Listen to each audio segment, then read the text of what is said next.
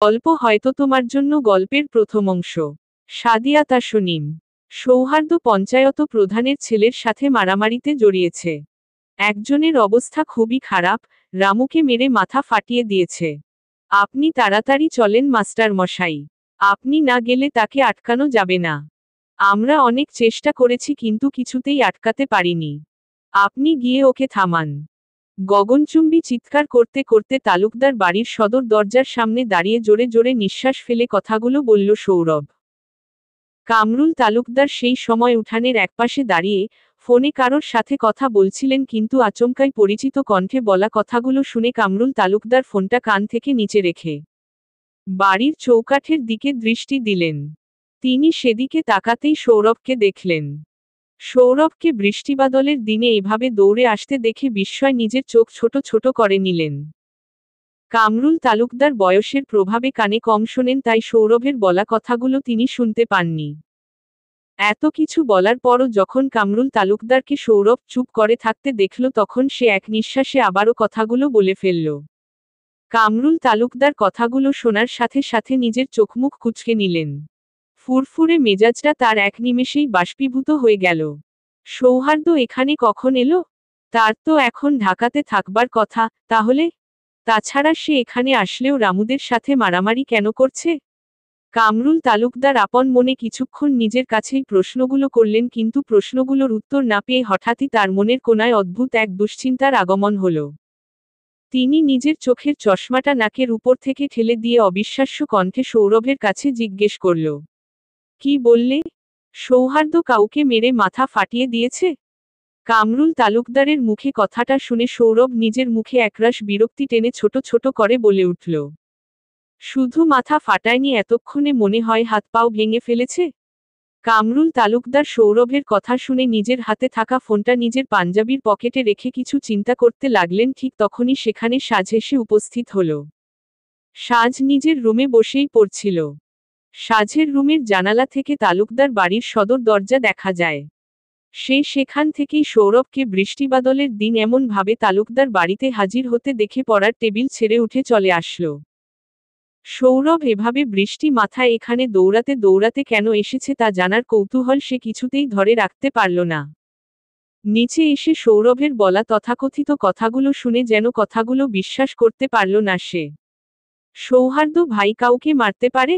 শুধু মার না, এমন মার যে কারোর মাথা ফাটিয়ে দেওয়ার মতো। সাজের যেন কিছুতেই সৌরভে কথা বিশ্বাস হচ্ছে না। সৌহার্দ্যের এমন রূপের বর্ণনা শুনে সাজের মায়াবী দুচোখে লেপ্টে আসলো একটা ভয়কাতুরে ভাব। ছোটবেলা থেকে সে মারামারিকে জমের মতো ভয় পায়।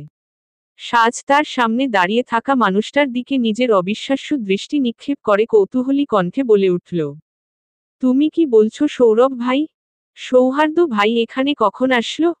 সৌরভ তার সামনে গুটিসুটি মেরে দাঁড়িয়ে থাকা সাজের কথা শুনে সাজের দিকে তাকালো।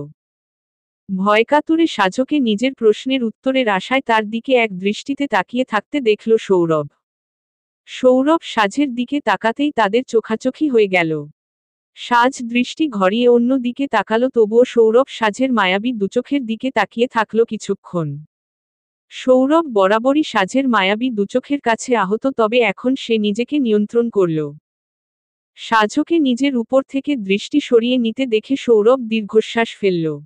সেও নিজের দৃষ্টি সরিয়ে কামরুল তালুকদারের দিকে নিক্ষেপ করে সাজের করা প্রশ্নকে উপেক্ষা করে গম্ভীর কণ্ঠে বলে উঠল, তাড়াতাড়ি আসেন মাস্টার মশাই। আপনি বাদে আপনার সৌহার্দ্যকে আর কেউ মনে হয় না সামলাতে পারবে। জানি না ওদিকে এখন কি হচ্ছে। সৌরভের কথাগুলো শুনে কামরুল তালুকদার আর এক মুহূর্তও বাড়িতে নষ্ট করলেন না।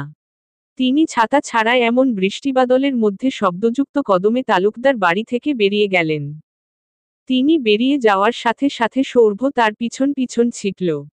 সাজ তালুকদার বাড়ির মধ্যে দাঁড়িয়ে তার দাদুভাইয়ের চলে যাওয়ার দিকে এক দৃষ্টিতে তাকিয়ে রইল। সময় এখন দুপুর 12টা ছুঁই ছুঁই, কিন্তু আকাশে মেঘের ঘনঘটা দেখে তা বোঝার কোনো উপায় নেই।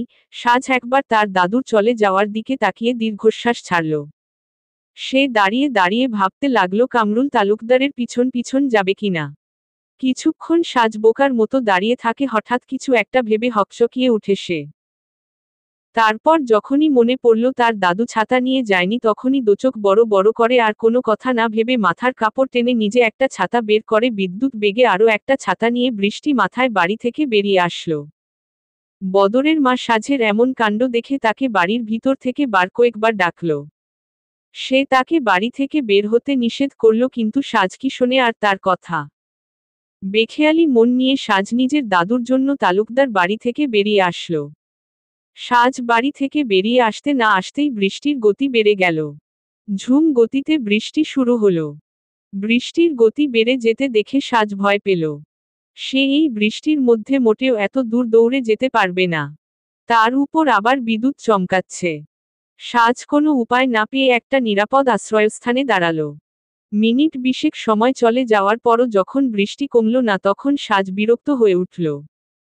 বৃষ্টি না কমলেও বিদ্যুৎ চমকানো কমে গেছে তাই সাজ আর কোনো কথা না ভেবে দৌড়াতে লাগলো স্কুল মাঠের উদ্দেশ্যে। সাজ যখন স্কুল মাঠের কাছে এসে উপস্থিত হলো তখন স্কুল মাঠের পুরো পরিবেশ নিস্তব্ধ। পঞ্চায়েত প্রধানের ছেলের অবস্থা কেবল বেহাল। তার নাক মুখ দিয়ে রক্ত পড়ছে। তার সাথে থাকা তার সাঙ্গপাঙ্গরা এক প্রকার মাটিতে লুটিয়ে পড়ে হাহাকার করছে। তাদের এমন অবস্থা দেখে সাজ না চাইতেই মনে মনে খুশি হলো। এই ছেলেগুলো যে এই গ্রামের সবচেয়ে অভদ্র আর অসভ্য তা গ্রামের সকলেই জানে। এরা আজ কয়েকদিন অনেক বেড়ে গিয়েছিল। আজ এদের সৌহার্দের হাতে এমন মার খেয়ে গড়াগড়ি করতে দেখে সাজ মনে মনে খুশি হলে কিন্তু অপর দিকে এদের এমন অবস্থা দেখে হালকা একটু কষ্টও লাগলে তাতে পাত্তা দিল না সাজ। সাজ লক্ষ্য করল বেপরোয়া ভঙ্গিতে সৌহার্দ্য হাতে বড় বাঁশের একটা ভাঙ্গা অংশ নিয়ে দাঁড়িয়ে আছে। সৌহার্দের চোখে মুখে রাগ। তার চোখ মুখের রাগ যেন উপচে উপচে পড়ছে, তবে কামরুল তালুকদারের জন্য যে তা প্রকাশ করতে পারছে না। কামরুল তালুকদার যে এতক্ষণে পরিস্থিতিটা সামলে নিয়েছে তা ভালো করে বুঝতে পারল সাজ। সাজ কি করবে ভেবে না পেয়ে কঠোর হয়ে দাঁড়িয়ে থাকা সৌহার্দের দিকে এগিয়ে আসলো। সে সৌহার্দের কাছে এসে দাঁড়াতেই খেয়াল করল উজ্জ্বল সাদা বর্ণের সৌহার্দ্য রাগে আগুন হয়ে আছে। সাজ বৃষ্টির মধ্যে দাঁড়িয়ে থাকা সৌহার্দ্যকে একবার আর চোখে দেখে নিল। তার ফর্সা ত্বক বৃষ্টির কণায় ভিজে চকচক করছে। অন্যদিকে তার চোখ দুটো রাগে লাল হয়ে আছে। সাজ লক্ষ্য করল সৌহার্দ্য লাল হয়ে যাওয়া দৃষ্টিতে তার সামনে পড়ে থাকা লোকগুলোকে এক দৃষ্টিতে দেখছে। সাজ সৌহার্দ্যের লাল হয়ে যাওয়া চোখের সেই দৃষ্টিতে দেখতে পেল এক অদম্য শক্তি আর দৃঢ়তা, যেন সে এই বৃষ্টির মধ্যেও সব শেষ করে দিতে সক্ষম। সাজ তার পাশে অটল হয়ে দাঁড়িয়ে থাকা মানুষটার মুখের দিকে তাকালো। সৌহার্দ্যের মুখের দিকে তাকাতেই চমকে উঠল সে। তার কপালের শিরা উপশিরাগুলো রাগের তীরতায় স্পষ্ট হয়ে উঠেছে।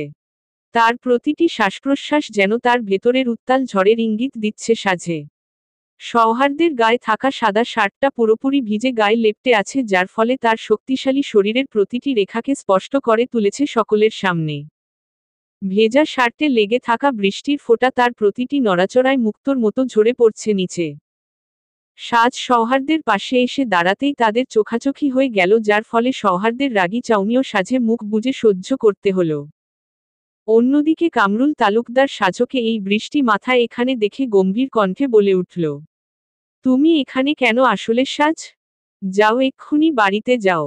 সাজ তার দাদুর কথা শুনে চমকালো। বৃষ্টি মাথাও লোকজন সাজদের ঘিরে দাঁড়িয়ে আছে। সাজ তার দাদুভাইয়ের কথা শুনে কি বলবে বুঝতে পারে না। সে কিছুক্ষণ চুপ করে দাঁড়িয়ে থেকে আমতা আমতা করে কিছু বলতে যাবে, ঠিক তখনই পুলিশ চলে আসলো। সাজের সামনে পঞ্চায়েত প্রধানের ছেলে আর তার লোকজনকে ধরে নিয়ে যেতে।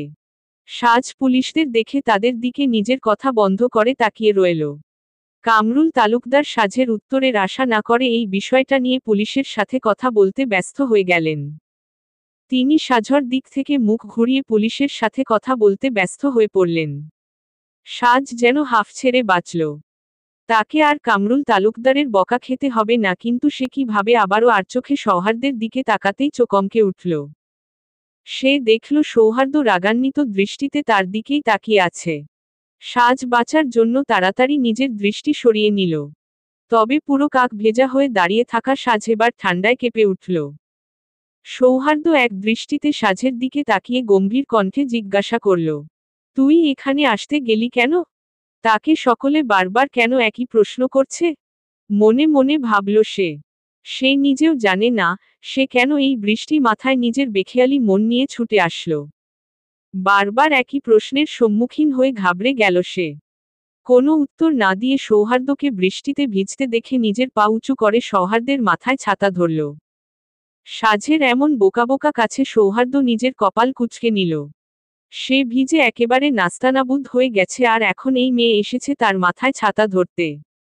মেয়েটা এত বোকা কেন? সৌহার্দ্যের মাথায় ছাতা ধরে নির্ভয়চিত্তে সৌহার্দ্যের কথার প্রত্যুত্তর করে সাজ বলল, দাদামশাই অসুস্থ, ঠান্ডায় সমস্যা তার, কিন্তু সে ছাতা নিয়ে আসলো না দেখে তার পিছে এসেছি ভাইয়া। সাজের কথা শুনে সৌহার্দ্য সাজের দিকে তাকাতেই হঠাৎ সৌহার্দ্যের রাগ তরতর করে বেড়ে গেল। সে সাজের ধরে রাখা ছাতাটা এক ঝাড়ায় ফেলে দিল। তারপর তার পাশে দাঁড়িয়ে থাকা সাজের দিকে রাগান্বিত দৃষ্টিতে তাকিয়ে গম্ভীর কণ্ঠে বলে উঠল, এক থাপ্পড় মেরে তোর ৩২টা দাঁতি ফেলে দেব বেয়াদব। পোশাক ঠিক রেখে যখন রাস্তায় হাঁটতে পারিস না তখন বাড়ি থেকে বেরাস কেন শয়তান? আচমকা সৌহার্দ্যের মুখ থেকে এমন কথা শুনে সাজ পুরোপুরি স্তব্ধ হয়ে গেল। সৌহার্দ্য নিজের কথা শেষ করে নিজের শার্টের বোতাম খুলতে শুরু করল। সাজ অপলক দৃষ্টি সৌহার্দ্যের দিকে তাকিয়ে বোঝার চেষ্টা করল সৌহার্দ্য কি করতে চাইছে।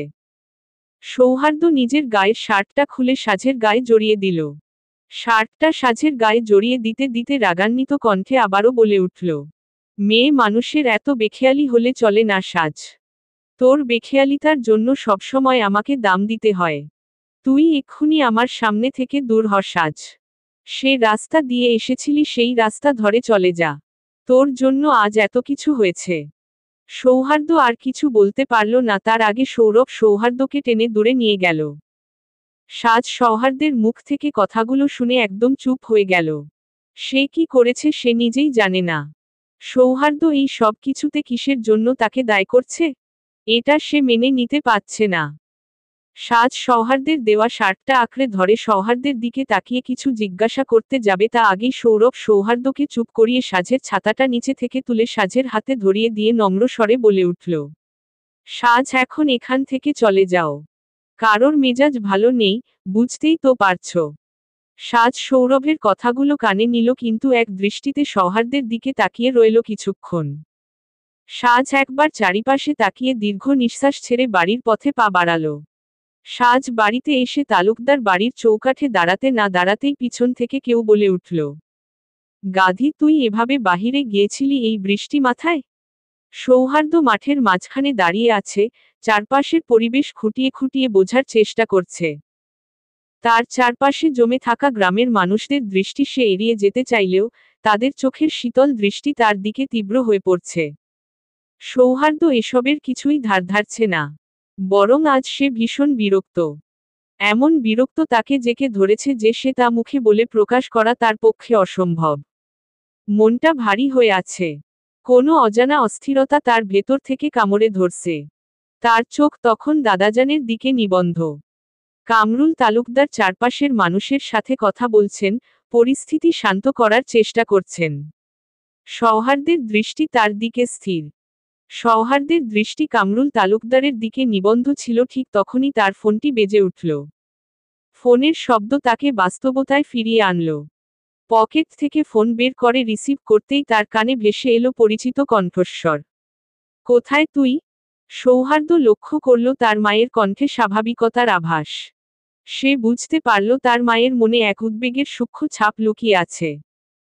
সৌহার্দ্যের ঠোঁটের কোণে এক মৃদু হাসি ফুটিয়ে তুলে নিজেকে স্বাভাবিক রেখে বলে উঠল, সানি কিছু বলেনি? তার মা তার কথার বিপরীতে দীর্ঘ নিঃশ্বাস ছাড়লেন। তারপর নিজের কণ্ঠে উদ্বেগ আরও স্পষ্ট করে তুলে জিজ্ঞাসা করলেন, মেডিকেল থেকে সরাসরি তালুকদার বাড়িতে যাওয়ার কি দরকার ছিল? এসে সব বলছি আম্মু। সৌহার্দ্য তা মায়ের প্রশ্নের উত্তরে সংক্ষিপ্ত জবাব দিয়ে উক্ত কথাটা বলল। সৌহার্দ্যের মা কিছুক্ষণ চুপ থেকে পুনরায় প্রশ্ন করে উঠলেন, তা কয়দিনের জন্য গিয়েছিস? কলেজ বন্ধ আছে, তাই ভাবলাম একটু ঘুরে আসি। সৌহার্দ্য তার কথাটা শেষ করবে তা আগেই তার মায়ের তীক্ষ্ণ সুর ভেসে এলো। তিনি তীক্ষ্ণ কণ্ঠে বলে উঠলেন, তুই যেতে পারিস সেখান, কিন্তু যাওয়ার আগে আমাকে একবার বললে কি ক্ষতি হতো? চিন্তা হয় না আমার? সৌহার্দ্য তার মাকে শান্ত করার জন্য দ্রুত শান্ত কণ্ঠে বলে উঠল, আম্মু, আমি তো এইমাত্র এসে পৌঁছালাম। ঘরে ঢুকতে না ঢুকতেই তুমি কল করলে। আমি একটু পরেই কল দিতাম তোমাকে।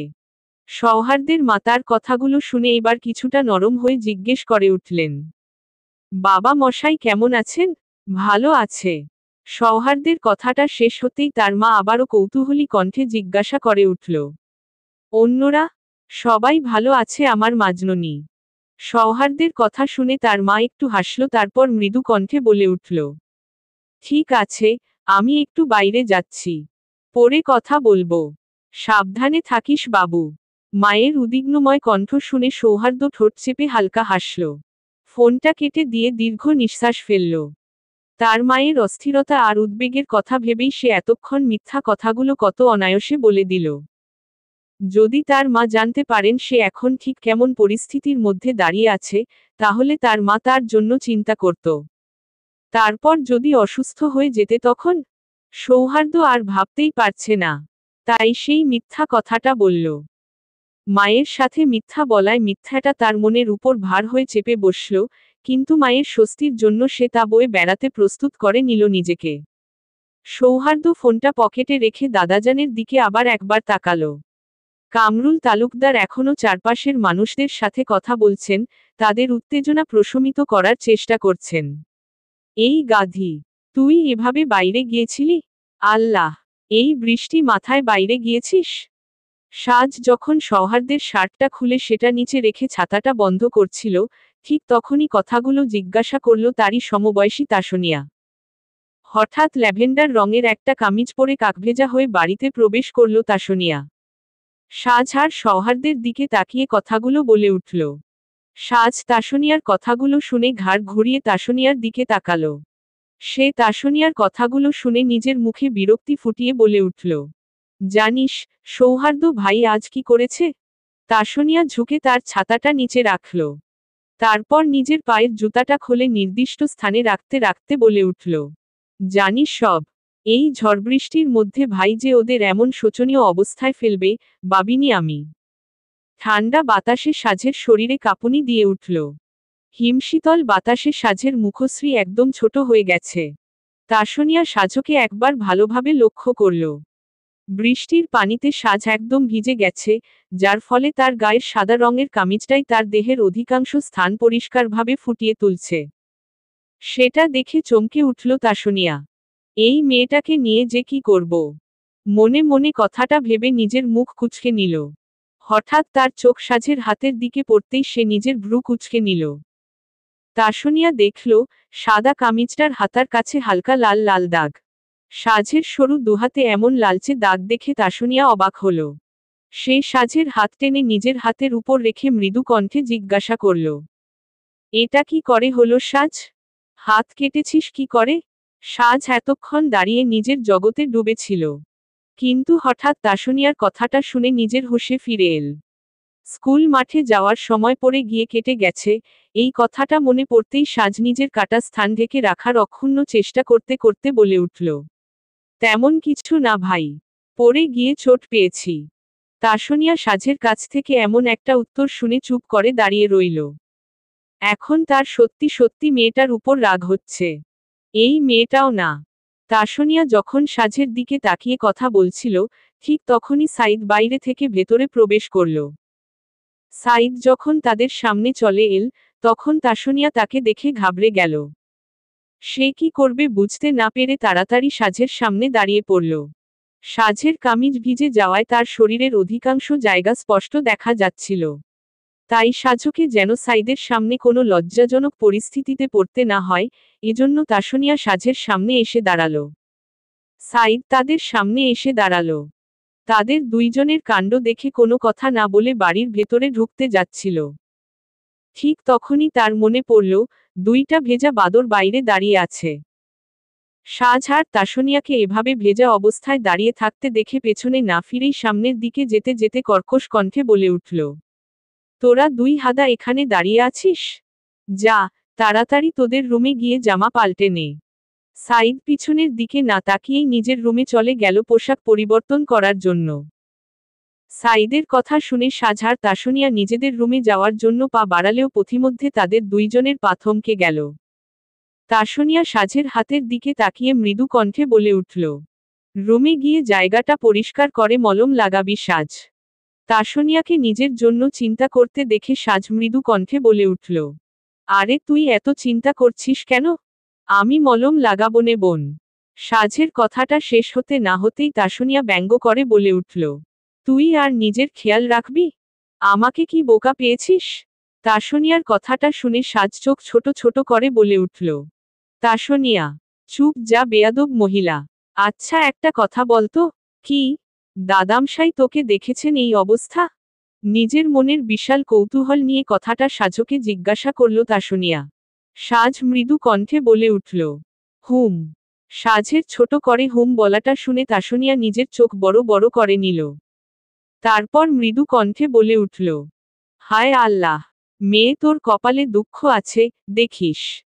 সাজ তাসনিয়ার কথাটা শুনে নিজের ঠোঁটের কোণে হাসির রেখা ফুটিয়ে তুলে বলে উঠল, দাদামশাই আর আমাকে শাস্তি দেবে? নো বেবস, তেমন কিছুই হবে না দেখিস। Over confidence. হুম হুম, যা দূর হ। রুমে গিয়ে পোশাক পাল্টে আয়। আমি শুভ্রা আপুকে তোর রুমে পাঠিয়ে দিচ্ছি। এই, না, না, ও গিয়ে কি করবে? আমি নিজের জামা নিজ পাল্টাতে পারি। বাও গেলে তোমার মতো অনেক কথা শোনাবেনি আপা। ওকে পাঠানোর বদলে তুমি আমাকে এক গ্লাস পানিতে ডুব দিতে বলো, এই সাজ সেখানেও কোনো ভাবে অ্যাডজাস্ট হয়ে যাবেনি, কিন্তু ওকে পাঠালে আম্মুর থেকে বেশি পকপক করবেনি। এত ঢং করতে পারিস না তুই সাজ। আর তোর এই শোনাবেনি, যাবেনি, করবেনি গেল না? সৌহার্দ্য ভাইয়া এবার শুনলে তোর কানের নিচে লাগিয়ে দিবে। কানের নিচে আবার কি লাগানো যায় ভাই? দাঁড়া সৌহার্দ্য ভাইয়া আসুক, তাকে প্র্যাকটিক্যালে করে দেখাতে বলছি। এত প্র্যাকটিক্যাল দেখা শখ হলে নিজে কান পেতে ওই জিরাফের হাতের নিচে দাঁড়াস। আমার কোনো শখ নেই। ভাইয়াকে আবার জিরাফ বললি? ভাইয়া শুনলে রেগে যাবে সাজ। জিরাফকে জিরাফ বলবো না তো বাটুল বলবো নাকি? আরে আল্লাহ, এই মেয়েটা এত কথা বলে না। যা, রুমে যা আর আমাকে ছাড়, তা না হলে দুই জনেরই ঠান্ডা লেগে যাবে। শোন তাসনিয়া, এই সাজকে কখনো এসব জ্বর ঠান্ডার ভয় দেখাবি না। জেনে রাখো, আমি নিজেই একটা ভাইরাস, অন্য ভাইরাস দ্বারা আমি কোনো ভাবে আক্রান্ত হব না। তাসনিয়া সাজের কথাটা শুনে সাজের মাথায় একটা চাটি মরল। সে সাজকে উদ্দেশ্য করে কিছু বলতে যাবে তার আগেই সাইদ নিজের পোশাক পরিবর্তন করে নিচে নামছিল। সে নিচে নামতে নামতে দেখল সাজ আর তাসনিয়াকে এখনো ভেজা পোশাকে দাঁড়িয়ে আছে, তাই সে তাদেরকে উদ্দেশ্য করে গম্ভীর কণ্ঠে বলে উঠল, তোরা দুইটা এখনো ভেজা পোশাক পরে দাঁড়িয়ে আছিস? আমি কি বলে গেলাম তা কানে ঢোকেনি? দাঁড়া, আম্মুকে ডাক দিচ্ছি। সাইদ নিজের কথাটা শেষ করে দম নেওয়ার সাথে সাথে তাসনিয়া আর সাজ এক দৌড়ে উপরে উঠে গেল।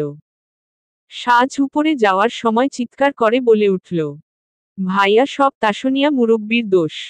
বিশ্বাস করো প্রিয়। উল্টো দিকে তাসনিয়া দৌড়ে উপরে যাওয়ার সময় চিৎকার করে বলে উঠল, ভাইয়া সব সাজ বেটির দোষ। আমি নির্দোষ, বিশ্বাস করো প্রিয়। সাইদ তাসনিয়া আর সাজের এমন কাণ্ড দেখে মুচকি হেসে সেখান থেকে চলে গেল। সন্ধ্যা বেলায় সাজ নিজের রুমে ঘুমিয়েছিল, ঠিক তখনই ঘুমের মধ্যে সে হাতের কাটা স্থানটা ব্যথায় অনুভব করল, যার ফলে সে নিজের চোখ মুখ কুঁচকে নিল। সে জ্বালাটা সহ্য করতে না পেরে আস্তে আস্তে নিজের চোখ খুলে সামনে তাকালো। সামনের দিকে তাকাতেই সাজ স্তব্ধ হয়ে গেল।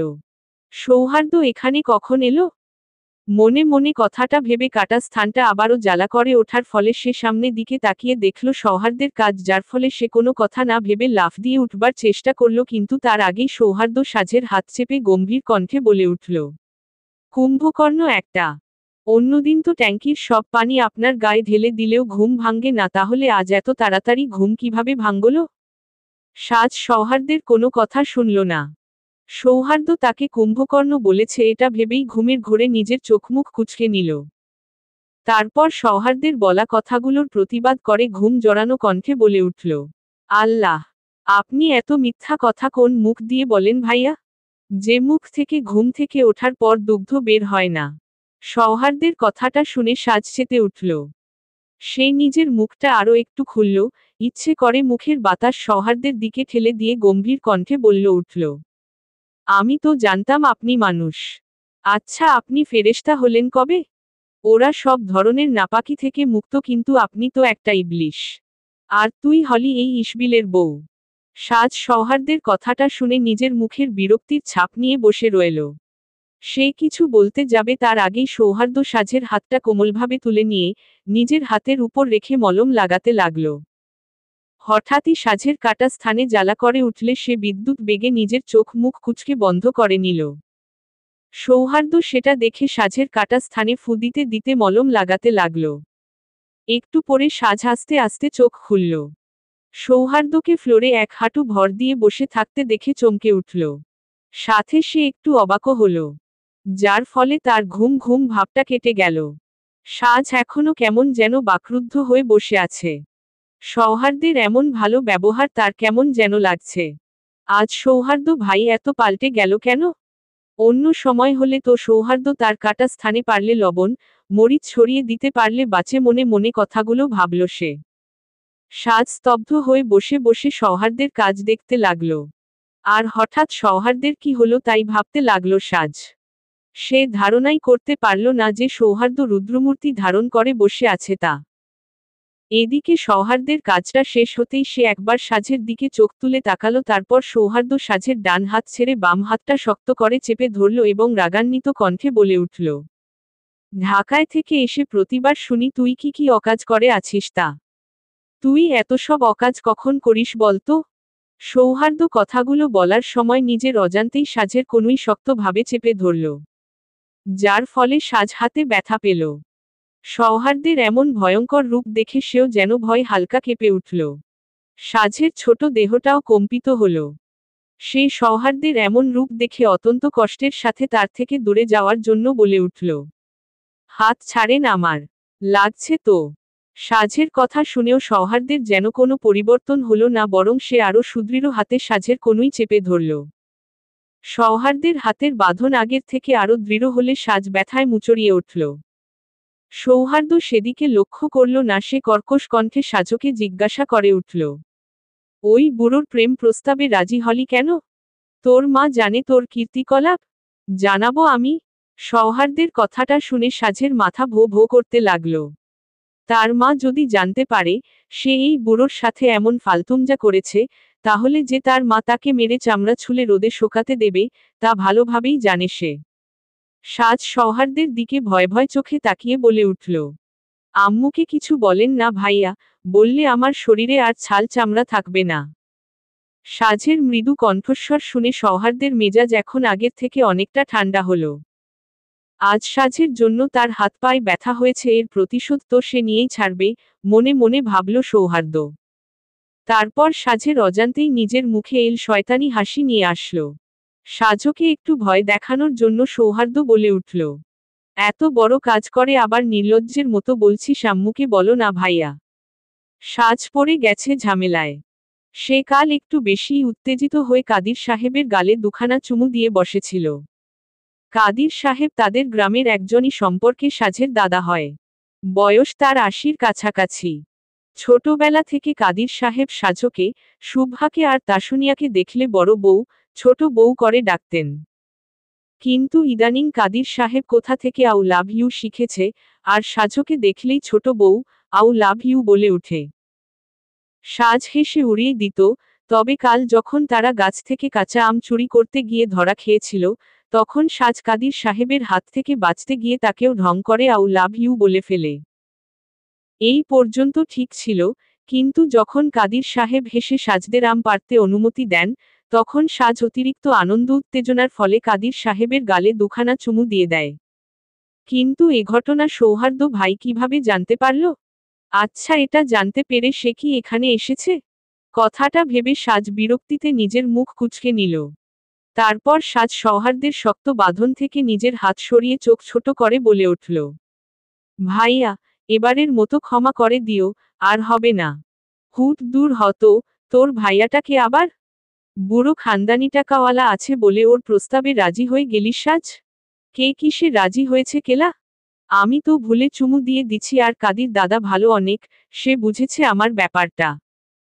সৌহার্দ্য যখন সাজের রুমে এসেছিল তখন সৌহার্দ্য রেগে ছিল, কিন্তু এখন তার রাগটা কমলেও সে সাজের দিকে তাকিয়ে কর্কশ কণ্ঠে বলে উঠল, দেখ সাজ, তুই এখন বড় হয়েছিস, আগের মতো আর ছোট নেই। তোর যা মন চাই তা করতে পারিস না। জানিস তোর এই ঘটনা কাল বাজারে কিছু লোক কিভাবে তুলেছে? তোকে নিয়ে রামুরা পর্যন্ত কাদির দাদুকে বাজে কথা শুনিয়েছে। কাদির দাদু তার প্রতিবাদ করলে ওরা কাদির দাদাকে খুব খারাপ ভাবে ছোট করেছে। তারপর আবার শুনলাম কাদির দাদার ছোট ছেলে নাকি তাকে বিশ্রী ভাবে কথা শুনিয়েছে। আমি জানি তুই কাদির দাদাকে কতটা সম্মান করিস। এটাও জানি তুই তাকে চুমু দিয়েছিস কোনো খারাপ উদ্দেশ্যে নয়, কিন্তু এই গ্রামের আর 5টা লোক তো সেটা ভাববে না। তারা তিলকে টেনে তাল করে ছাড়বে। তোর আব্বু যদি গ্রামের লোকজনের মুখ থেকে তোর নামে এমন খারাপ কথা শোনো, তাহলে সে কষ্ট পাবে না? তুই আজকাল বড্ড বেশি ভুল করিস। সাজ, দাদাভাই সব সামলে নিয়েছেন হয়তো, কিন্তু এখন থেকে একটু বুদ্ধি করে কাজ করিস, প্লিজজ। ঘুম থেকে উঠে এখনো তো হাতমুখ ধুয়ে আসিসনি। ছাদারে, যা হাত মুখ ধুয়ে নিচে নেমে আয়। সকলে নিচে অপেক্ষা করছে। সৌহার্দ্য আর কোনো কথা না বলে সাজের রুম থেকে বেরিয়ে আসতে নিবে, তখনই সে লক্ষ্য করল সাজ তার কথাগুলো শুনে চুপ হয়ে বসে আছে। মেয়েটা মাথাটা নিচু করে বসে আছে। মেয়েটা যে লজ্জা পেয়েছে সৌহার্দ্য তা বুঝতে পারল। সৌহার্দ্য বিষয়টা বুঝতে পেরে রুম থেকে বের হলো না, সে সাজে উদ্দেশ্য করে স্বাভাবিক কণ্ঠে বলে উঠল, আমার কথা বুঝতে পেরেছিস, বালতি আক্তার বদনা? সাজের মনটা খারাপ থাকলেও সে সৌহার্দ্যের মুখ থেকে নামটা শুনে নিজের চোখ মুখ কুঁচকে নিল। সে নিজের চোখ মুখ কুঁচকে বলে উঠল, ছি, কি বিশ্রী নাম।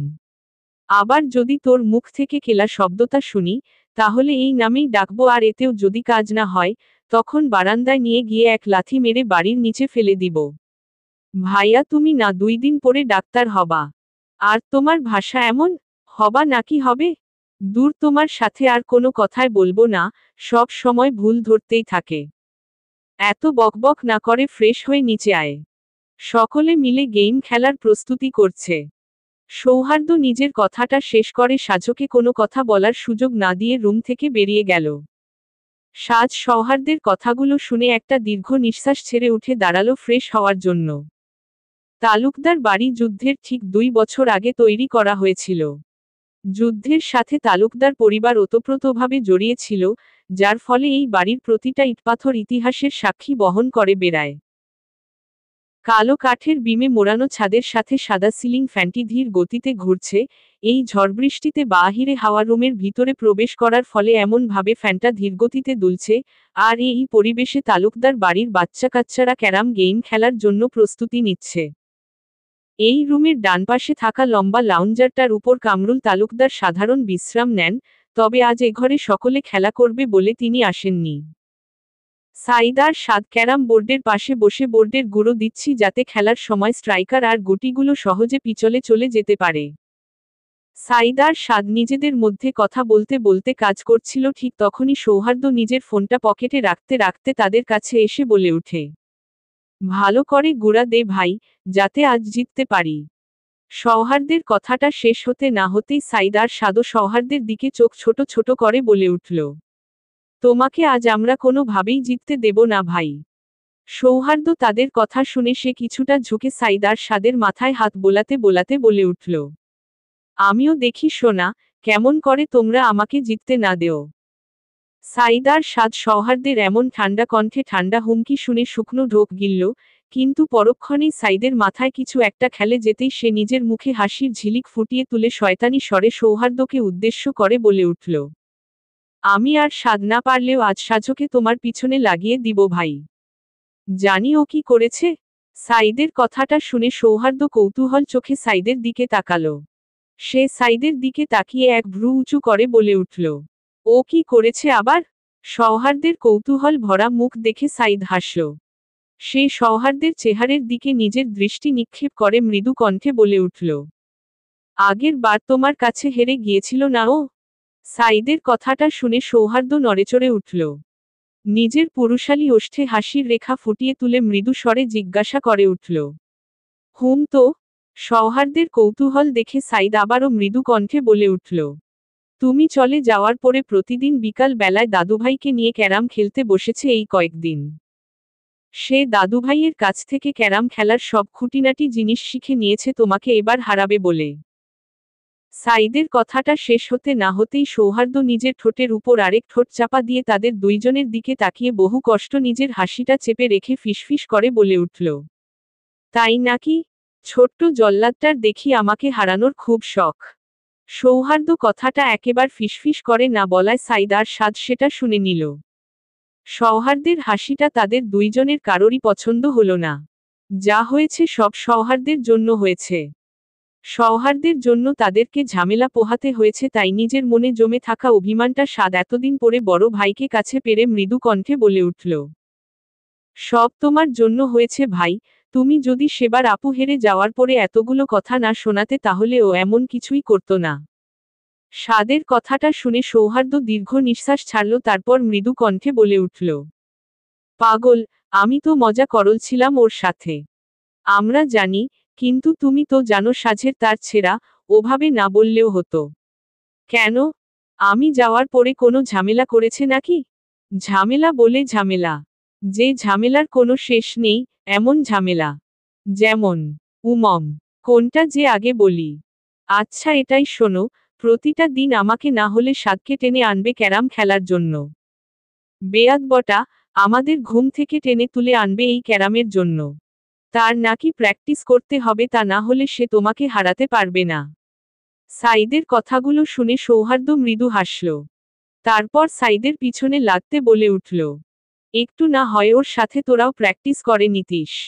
মজা করো না তো ভাই। ঘন্টার পর ঘন্টাকে বসে ওর সাথে গেম খেলবে? আমাদের আর কোনো কাজ নেই নাকি? জল্লাদটা কেমন খেলে এখন? আগের থেকে অনেক ভালো। আজই দেখে নিও। তোমার প্রতিদ্বন্দ্বী হিসাবে ভালো। তোরাও না, সবগুলো পাগল। আচ্ছা, তোরা এই কাজটা শেষ করতে থাক, আমি রুম থেকে আসছি। সৌহার্দ্য নিজের কথাটা শেষ করে সাইদ আর সাদের উত্তরের অপেক্ষা করল না। সে দ্রুত পায়ে রুমে চলে গেল আর সৌহার্দ্য চলে যেতেই বাকি দুইটা নিজেদের কাজে মনোযোগ দিল। শ্রাবণ মাসের সূচনা। মেঘেরা যেন পুঞ্জীভূত ক্রোধ নিয়ে দল বেঁধে আকাশজুড়ে জমাট বেঁধেছে। আকাশের বুকে মেঘের গর্জনে পৃথিবী যেন স্তব্ধ হয়ে আছে। মেঘমালা কখনো রুদ্ররূপে বজ্রপাত ঘটাচ্ছে, আবার কখনো নিঃশব্দে চারপাশ থেকে দিচ্ছে কালো আধারে। জানালার পাশে দাঁড়িয়ে একদৃষ্টে প্রকৃতির এই ভয়াল রূপ পর্যবেক্ষণ করছে শুভা। তাদের গর্জন মাঝে মাঝে ভয়ঙ্করভাবে আছড়ে পড়েছে আর শুভা কেঁপে কেঁপে উঠছে। মেঘের ভারে সন্ধ্যার আলো যেন গভীর রাতের মায়াবী কালিমায় মিশে গেছে। দোতলার জানালা থেকে শুভা দেখল সামনের খালটা বৃষ্টির অশান্ত ধারা গায়ে মেখে উথালপাথাল করছে। তাদের ছোট্ট গ্রামের পিছঝালা রাস্তাটিও বৃষ্টির জলধারায় ধুয়ে গিয়েছে, আর তার ওপরের কাদামাখা ঘাসগুলো বৃষ্টির ছোঁয়ায় যেন নতুন জীবন পেয়েছে। চারপাশে বৃষ্টির মৃদু গুঞ্জন। শুভা জানালার পাশে থমকে দাঁড়িয়েছিল। হঠাৎ পেছনে থেকে কয়েকটি পদশব্দ তার মনোযোগ আকর্ষণ করল। সে ধীরে পেছনে ফিরে তাকালো। পিছনে ফিরে দেখতে পেল তার রুমে ঢুকে দাঁড়িয়ে আছে বাড়ির ক্ষুদে সদস্যরা। তাদের কোলাহলমুখর উপস্থিতি শুভার চিন্তাধারাকে বিঘ্নিত করল। শুভা ধীরে ধীরে তাদের দিকে তাকালো, নিজের চোখে স্পষ্ট কৌতূহল নিয়ে। এই চারজনের একসঙ্গে আসা তার কাছে একেবারে অপ্রত্যাশিত লাগলো, কারণ তারা সচরাচর একসাথে হয় না। আজ যখন হয়েছে তখন যে এর পিছনে কোনো কারণ আছে তা শুভা ভালো করে বুঝতে পারল। তাও শুভা জানালার পাল্লা বন্ধ করতে করতে মৃদু স্বরে তবে মনে অদ্ভুত এক কৌতূহল নিয়ে জিজ্ঞাসা করে উঠল, কি হয়েছে তোমাদের? সবার মুখ এমন রামগরুদের ছানার মতো করে রেখেছ কেন? শুভার কথাটি শেষ হতে না হতেই 3.5 বছরের ছোট্ট আলিফ তার মুখ ফুলিয়ে আধো আধো গলায় সে বলে উঠল, আম্মু কেক দিবে বলছিল, দেয় না। তুমি বানাও না, সুহা তুমি দেও। আলিফের সরল আবেদন যেন এক মুহূর্তে শুভার হৃদয়ে নরম স্পর্শ এনে দিল। ক্ষুদ্র এই মানবশিশুর ঠোঁটের কোণে জমে থাকা অভিমান তাকে এক অদ্ভুত কোমলতায় আচ্ছন্ন করে দিল। আলিফের কথা শেষ হতে না হতেই বাকিরাও শুভার ওড়না টেনে একই দাবি জানাতে থাকল। শুভা বুঝতে পারল, আজ তাদের এই দাবি না মিটানো পর্যন্ত তার জন্য কোনো শান্তি নেই।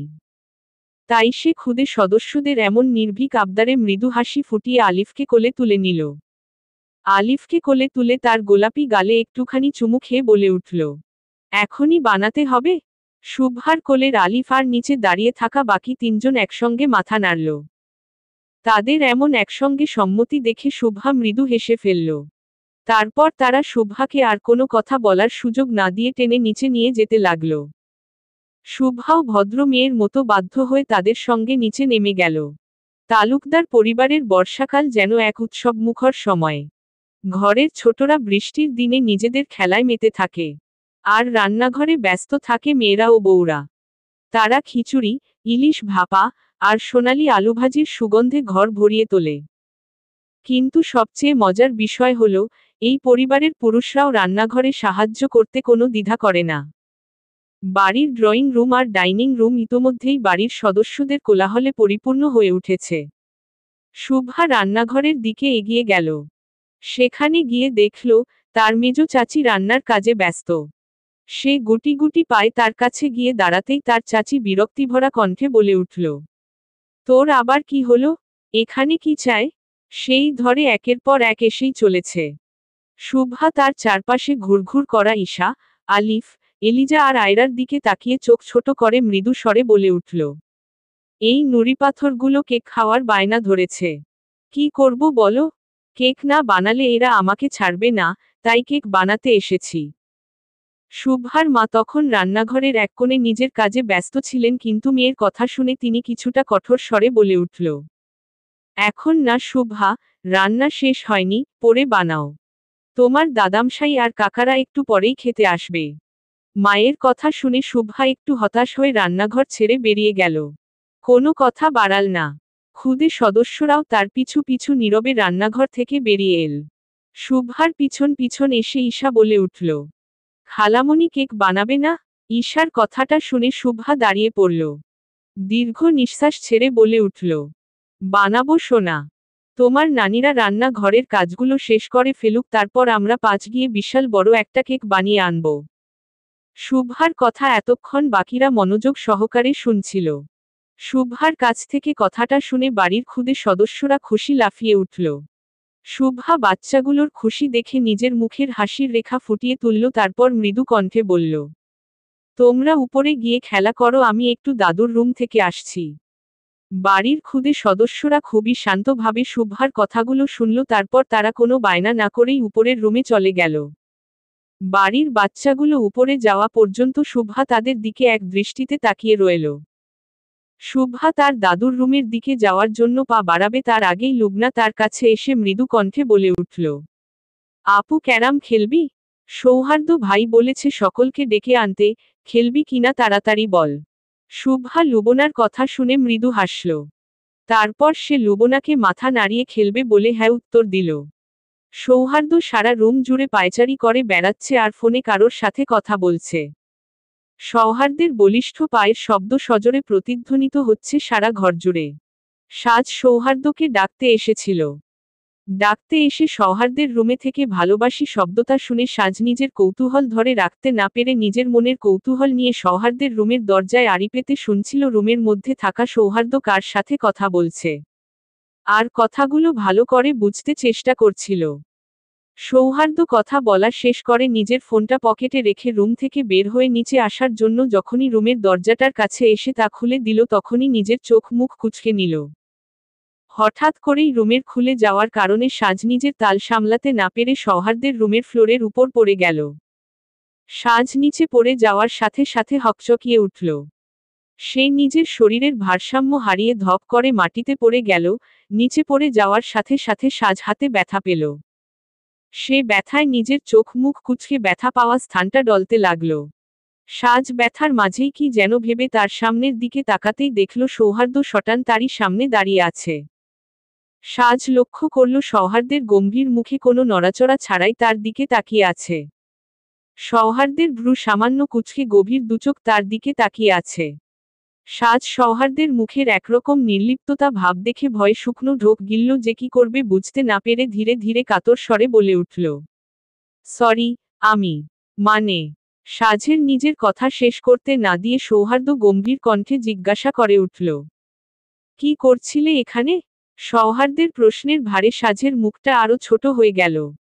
তার ভেতরে এক ধরনের অনিশ্চয়তার সাথে লজ্জা ঢেউয়ের মতো ছড়িয়ে পড়তে লাগলো, কিন্তু সৌহার্দ্য সাজের এমন অবস্থা দেখে নিজের প্রশ্ন করা থেকে থামল না।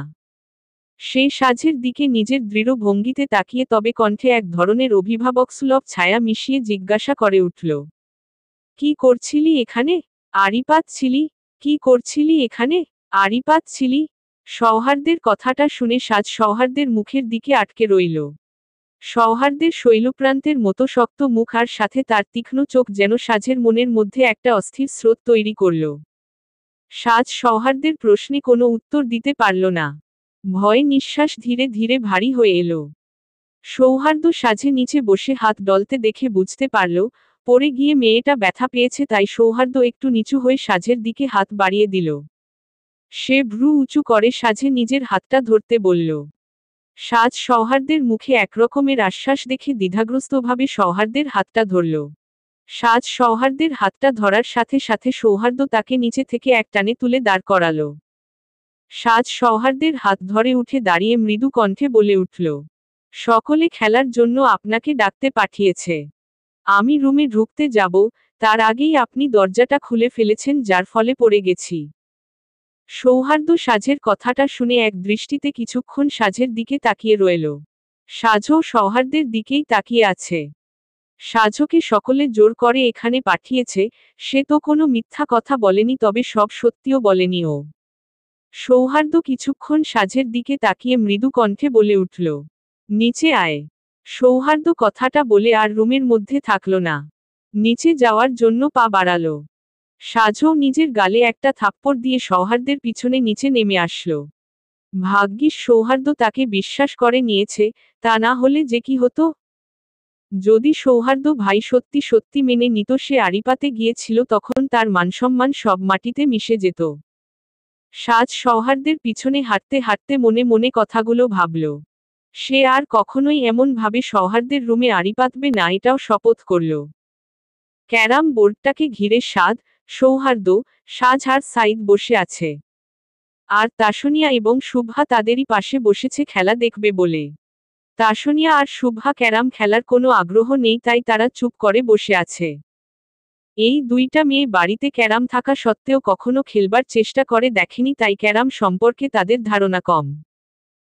ক্যারামের বোর্ডে 9টা কালো, 9 সাদা গুটি, একটি লাল গুটি কুইন, বোর্ডের মাঝখান বরাবর ত্রিভুজাকারে সাজানোর পর সাইদ নিজের হাতের গুড়া ঝাড়া দিতে দিতে তাসনিয়াকে উদ্দেশ্য করে বলে উঠল, সারা দিন ফোন না টিপি সাজের মতো দাদুভাইয়ের কাছ থেকে গেমটা শিখে নিলে তো এখন খেলতে পারতিস। তাসনিয়া শুভার সাথে কথা বলছিল, ঠিক তখনই নিজের ভাইয়ের মুখে কথাটা শুনে সে বিরক্তে চোখ মুখ কুঁচকে নিল, তারপর নিজের মুখ বাঁকিয়ে বলে উঠল, নিজের চরকায় তেল দে ভাইয়া, আমার পিছনে লাগতে আসিস না। তাসনিয়া সম্মান দিয়ে কথা বল। সারাদিন খায় দায় আর ফোন টিপা। ক্যারামটা শিখলে কত ভালো হতো। তোকে আর সাজে আজ হারিয়েই ছাড়তাম। নিজের জিতবার ঠিক নেই, আমাদের হারানোর শখ কত। সাইদ তাসনিয়ার কথা শুনে তাসনিয়ার মাথায় একটা চাটি মেরে বলে উঠল, বেহনা, আগে আগে দেখো হোতা হ্যায় কিয়া। তুম মুঝে अंडर एस्टिमेट মাতো করো না। आज मैं ही जीतूंगा क्योंकि आज मैं सौहार्द भाई को हराकर कैरम का चैंपियन बनूंगा। সাইদের কথা শুনে সাজ হেসে বলে উঠল, চ্যাম্পিয়ন হওয়ার আগে স্ট্রাইকারটা ঠিক করে ধরতে শেখো নাকি? সাজের কথাটা শুনে সেখানে উপস্থিত সকলে হেসে উঠল, কারণ সকলেই জানে সাইদ ক্যারাম তেমন একটা ভালো খেলতে পারে না, আর সবসময় নতুন কোনো ভাবে গুটি পকেটে ঢোকানোর জন্য স্ট্রাইকারটা যেভাবে ধরে, যা দেখে সকলে হাসতে বাধ্য হয়। সাজের কথাটা শুনে সাইদ নিজের নির্লিপ্ততা দৃষ্টিতে সাজের দিকে নিজের চোখ পাকিয়ে রইল। এদিকে সৌহার্দ্য কফির কাপে একটু চুমুক দিয়ে হালকা হাসি দিয়ে বলে উঠল, আজ আমি কিন্তু কাউকে ছাড় দিব না। সবগুলোকে হারিয়ে ছাড়ব, রেডি থাকিস সবাই। সৌহার্দ্যের কথাটা শেষ হতে না হতেই সাজ সঙ্গে সঙ্গে বলে উঠল, দেখা যাবে। আমি কিন্তু আজ আপনার সাথে সমান টক্কর দিব ভাইয়া। তুই টক্কর দিবি আর আমরা বসে বসে দেখে যাব নাকি? ছোট ছোট চোখ মুখ করে বলে উঠল সাইদ। সাইদের সাথে সাদও মাথা নাড়াল। সাদ কিছু বলতে যাবে তার আগে শুভা বলে উঠল, তোমরা সকলে খেলা শুরু না করে এভাবে লড়াই করতে থাকো, তোমাদের লড়াই দেখার জন্যই তো আমরা বসে আছি। শুভ্রার কথাটা শেষ হতে না হতেই তাসনিয়াও সকলকে উদ্দেশ্য করে বলে উঠল, তোমরা যাই বলো না কেন আজও কিন্তু সৌহার্দ্য ভাইয়াই জিতবে দেখো। সাজ গুটির দিকে নজর দিকে সকলের কথা শুনছিল। সে তাসনিয়ার কথাটা শুনতাই চোখ পাকিয়ে তাসনিয়ার দিকে তাকালো। তারপর সে তাসনিয়ার মাথায় চাটি পেরে ব্যঙ্গ করে বলে উঠল, আমার বান্ধবী হয়ে তুই এমন নেমকহারামি মূলক কথা কিভাবে বলতে পারিস? শয়তান মেয়ে একটা, জীবনে মানুষ হবি না।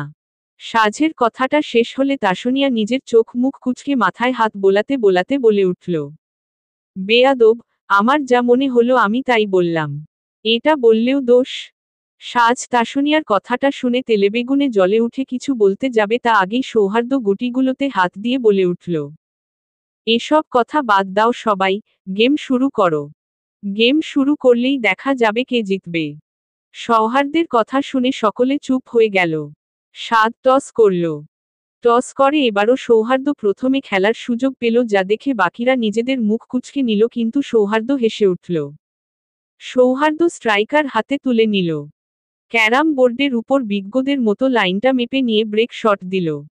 টক, সব গুটি ছড়িয়ে পড়ে কালো একটা গুটি ঠিকঠাক পকেটে ঢুকে গেল। সৌহার্দ্য মুচকি হাসল, দারুণ শুরু ভাই।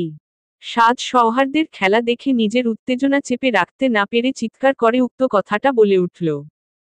সৌহার্দ্য সাদের এমন চিৎকার শুনে মুচকি হাসল। সাদের কাজে বিরক্ত হল।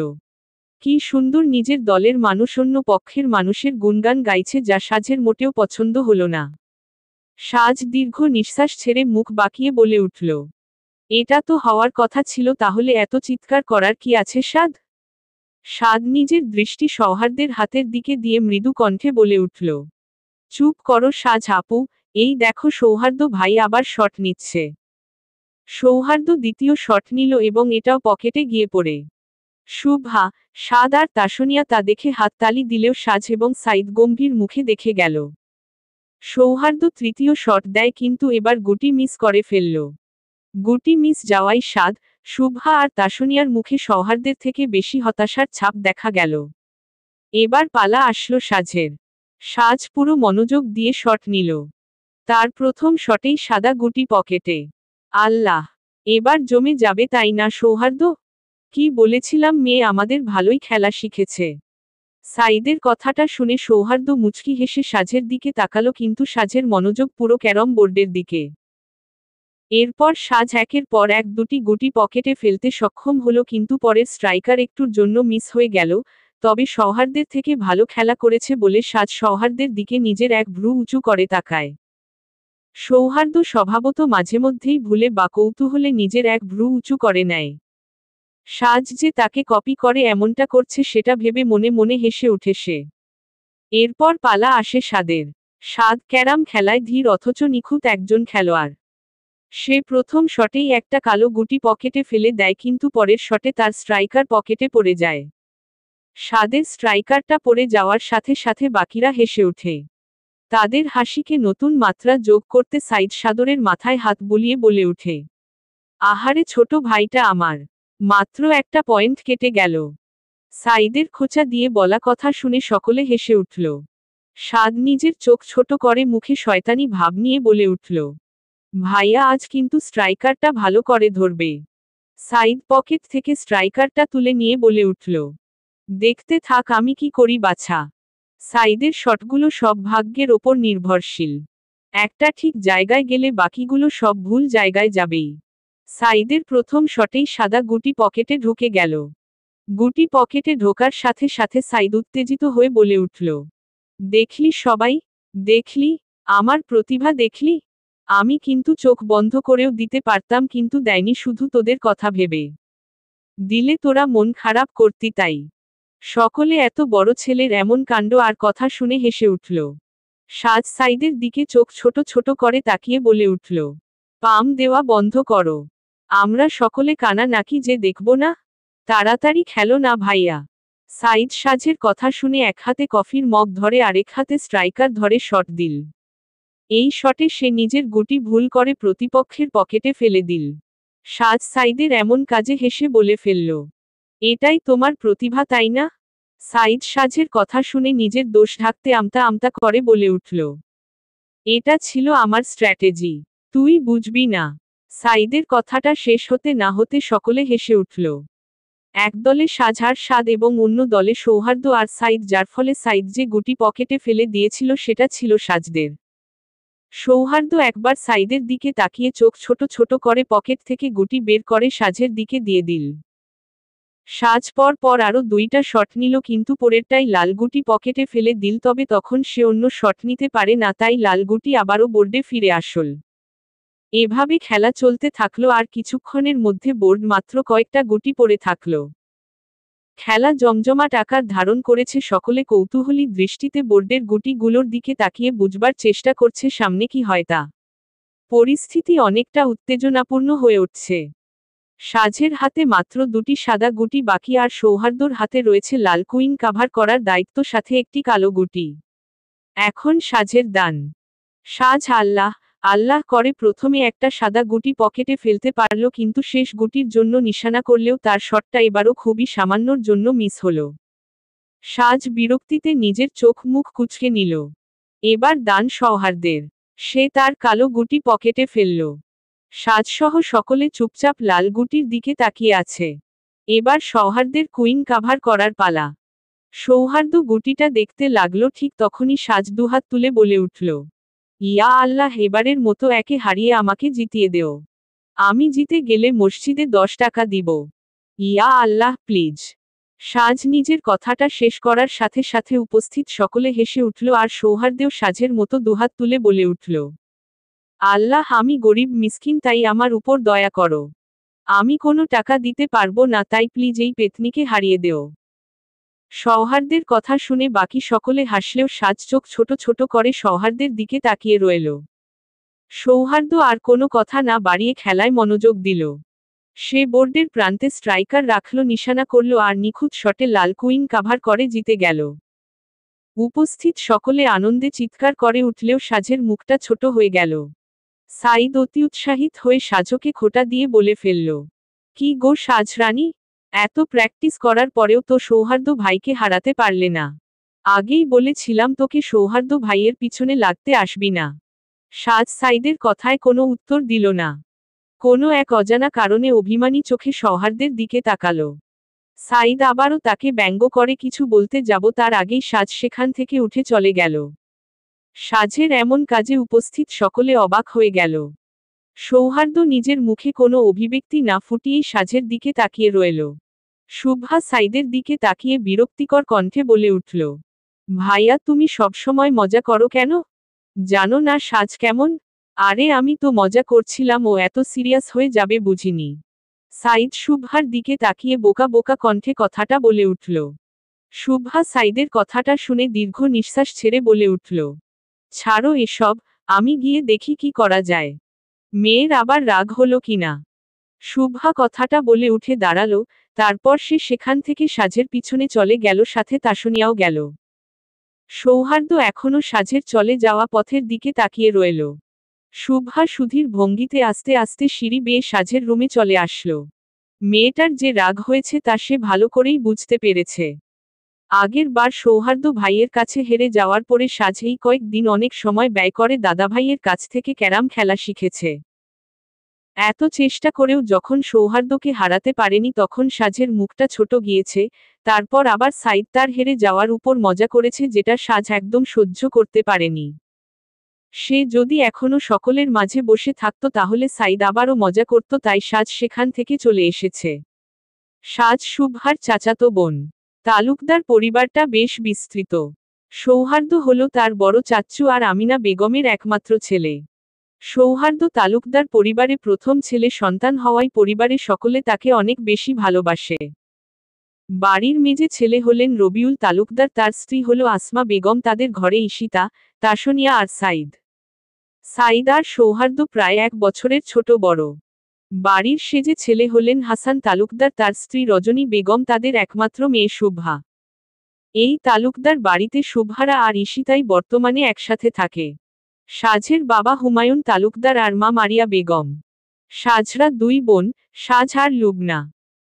সাজের বাবা ঢাকার এক বেসরকারি কলেজের প্রফেসর হওয়ায় তাকে ঢাকাতেই থাকতে হয়, তবে সাজের দাদা কামরুল তালুকদার তার নাতিনাতনি পুতিপুতনিদের অনেক ভালোবাসে, কিন্তু কোনো এক কারণে সাজকে সে সবার থেকে একটু বেশি আদর করে।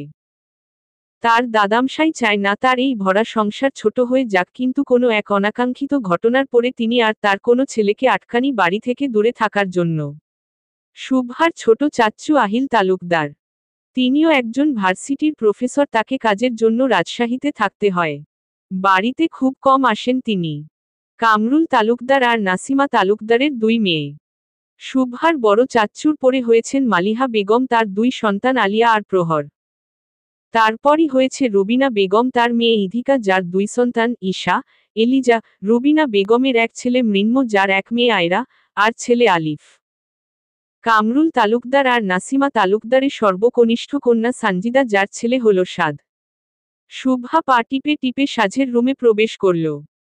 শব্দবিহীন সাজের রুমের দরজাটা খুলে পা টিপে টিপে ভিতরে প্রবেশ করে, দেখল ভিতরে কেউ নেই, যা দেখে শুভ্রা নিজের ভ্রু কুঁচকে নিল। সে ভেবেছিল সাজ রুমে এসেছে, কিন্তু সে তো আসেনি। শুভ্রা বাথরুমের দিকে একবার তাকালো।